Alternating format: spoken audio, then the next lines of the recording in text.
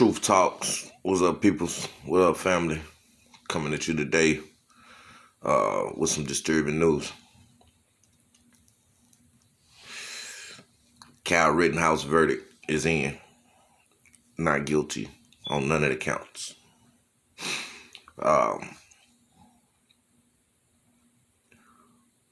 Today I really want to point out this Judge Bruce Schroeder, I believe his name is, who was the presiding judge over this case.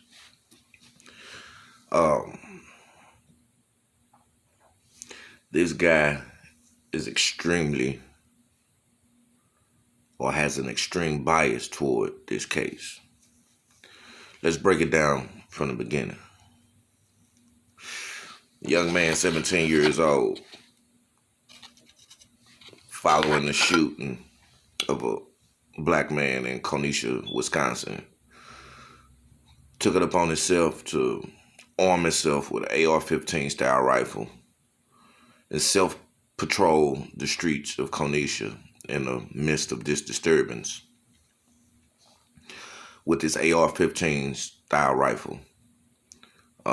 Walk the streets of Konesha amongst this disturbance, and in the result, it led to the death of two and the shooting of one from his actions, of his thoughts, of his reasonings, of why he felt that it was necessary for him to walk and secure the streets of Konesha, Wisconsin at 17 years old with an AR-15 style rifle. In his mind, it was okay. So starting there, as a judge, we need to understand, I guess, law. Really not. It's called common sense. Mr. Schroeder. The 5 charges that he faced: reckless homicide, the use of a deadly weapon, 2 counts of first-degree recklessly endangering the safety of others, use of a deadly weapon, intentional homicide, and intentional first-degree murder. And another charge they threw out was possession of a weapon by a minor, possession of a dangerous weapon under the age of 18 years old. These were all the 5 counts that Rittenhouse was facing, and all 5 counts, a total of 6. I forget how many original, but none of them came to fruition. Under the order of this judge. So what I want to talk about now is what we call cooking the jury. What I call cooking the jury. That's what this judge did. He cooked the jury, allowed certain ingredients, allowed certain things in and certain things out to come up with his desired taste, his desired verdict. It's a shame in the modern day history that we facing now that, I guess, since they felt that they did us a service by charging George Floyd murderer, then they gotta double back and, get theirs back. So they gonna save one of theirs again. So this wouldn't surprise me if the charges for the people involved in Mr. Arbery's death that's coming up here soon, they're going to be acquitted also. Let's get back to Rittenhouse and this judge, Bruce Schroeder. I'm not against any Republicans, but it was noted that Mr. Schroeder's ringtone that was heard on the stand is the same song that Trump plays, or Trump played at the beginning of all his rallies. God bless America. Okay. So it's safe to say that he's a polarizing American, known Trump supporter. Again, nothing against Trump. I salute Trump. Real talk. Like, Had no bad qualm against Trump. If I would have voted, I probably would have voted for Trump.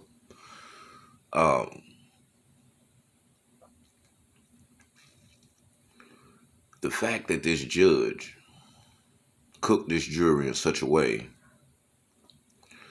and publicly, to the public, showed a bias and a disrespect against the actual prosecuting attorney, which was like the first time in history I've ever seen. I've been in many courtrooms under minor violations and major violations, and never in the history of nepotism, Cat Williams, never in the history of nepotism have I ever seen a judge and a prosecutor have such contentment toward the way that the case should be going.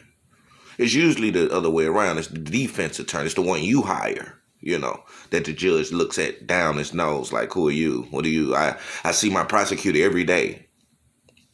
Every day every court time he's bringing cases. So me and him has a relate. You are someone that's hired. You're on the outside looking in. So for me to see that the prosecutor had nothing from this judge, letting me know the judge already had his mind made up, and then that if the prosecutor was to try any prosecutorial tricks or anything within his bag of, getting a conviction, that this judge will adamantly stand on this man's neck and threaten even a mistrial. That's what this judge did. Bias already to the fact that we can't tell where the $2 million donations came from that raised this Rittenhouse's bail, okay, to get him out to where he can be seen in publicly displaying a free as fuck shirt after killing 2 people, damn near killing 1, and had this anonymous bail of $2 million raised for him by crowdfunders so he can be set free to publicly display free as fuck. That's the person that this judge has bias over. He doesn't see it in his mind. Even though you're supposed to be an unbiased referee or unbiased umpire in this court game, you didn't see it disturbing that this young man would immediately have on a free as fuck shirt. Okay, we'll leave that alone. The judge continued to show his bias by not allowing the prosecution to engage in a form of questioning that would have brought to light the mental process and the mental thoughts of Mr. Kyle Rittenhouse's views, his intentions, his ways of thinking prior to engaging into what happened on that night, that deadly night where 2 souls were taken, 2 lives were taken, and another one was attempted to be taken. This judge didn't allow the prosecution to delve into any type of evidence that would have brought to light where Mr. Rittenhouse's mind frame was around the time and prior to this tragic day.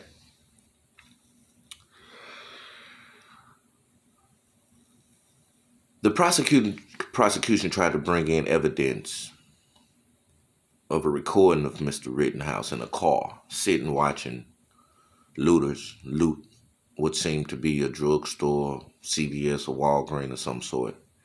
And Mr. Rittenhouse, through the video, made the statement saying that, quote, "I wish I had my gun, or a gun, I guess this AR-15 style gun, so that I could shoot them," end of quote, so that I can shoot them. While he was looking at the looters, he was sitting in a car making some type of video. The judge absolutely would not allow this evidence to be brought in. He claimed, the judge, we can't, make any light of the fact of where Mr. Rittenhouse mind frame was before this happened, and you're absolutely not going to bring that evidence into the fact. We're talking about today. What? Oh, stop, judge, stop bullshit. First off, this where the cooking come in at. How in the fuck can't the prosecution, how the fuck the prosecution can't bring in this type of evidence, right? When just say it, give it prime example, say it's a rap star, I make music. Truth One Entertainment, I make music. Do you know how much, or how many times that an artist, prior music that they said, that they wrote, has been brought into trial to determine the mentality or the wants or the aspirations of the person that they're trying to try, given that they be the rapper? We have a rapper in jail right now, Pooh Shiesty, who's screaming through social media, please stop telling them to bring up my past. Please stop telling. This in trial. This in front of a judge. This determining this man's life. You guys go to prior convictions. Your record itself gives a bias toward how much time you gonna get. Had you done this before? Is this the type of crime he's done before?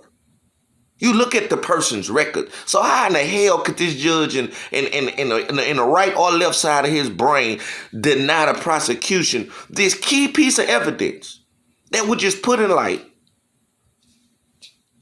the mind frame of Mr. Rittenhouse prior to these acts happening? He said he wished he had his gun so he could shoot looters.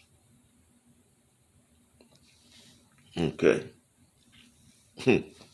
That right there makes the case. That breaks the case to me.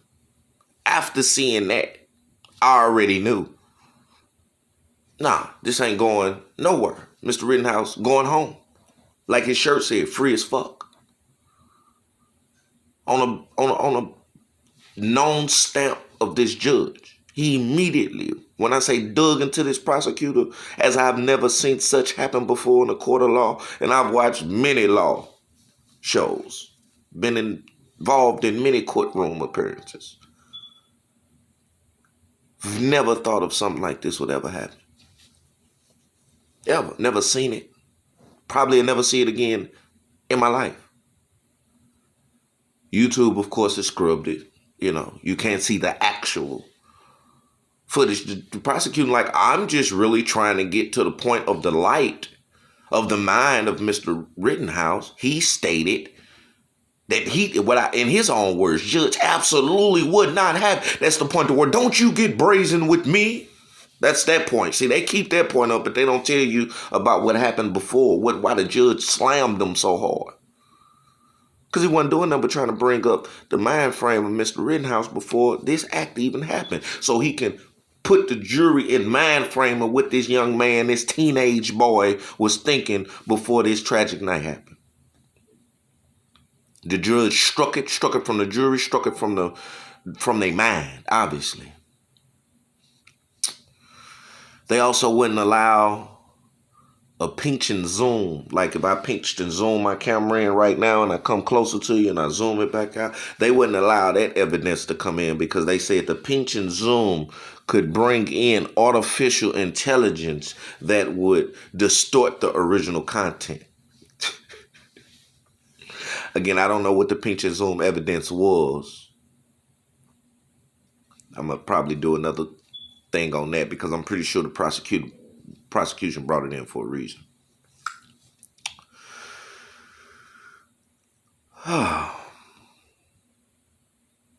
The judge said he wouldn't allow the prosecution to refer to the parties as victims. He said it was a loaded term, meaning that if we keep saying victims, it's going to play into the juror's head that, someone did something. So we can't refer to them as victims in a self-defense trial because it sways neutrality, whether it's neutral or not. Okay, I can give you that, Judge. But in the same breath you said that, you said it's okay to call the people on the outside looters and rioters and arsonists. Okay, it's okay to call them that. The victims that,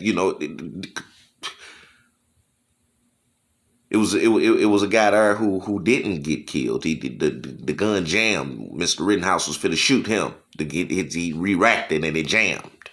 Real talk. He was there on trial. Veteran. Had his pistol in his back, pulled it. Was fitted off Mr. Rittenhouse, if you really want to know the truth. But some in his spirit, he threw his hands up. Mr. Rittenhouse re-racked, tried to knock him down. But so he happened to be there on the witness stand.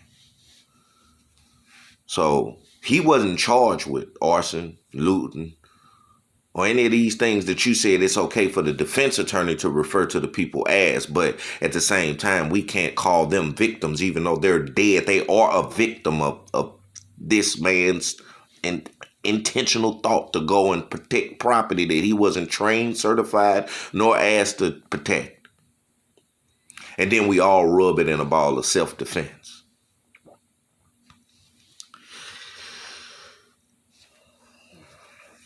Why was the charge of him being a minor in possession of a dangerous weapon thrown out? Mr. Judge. Why? Because your statutes were confusing to the point to where you didn't know if it was a long barrel or a short barrel rifle that would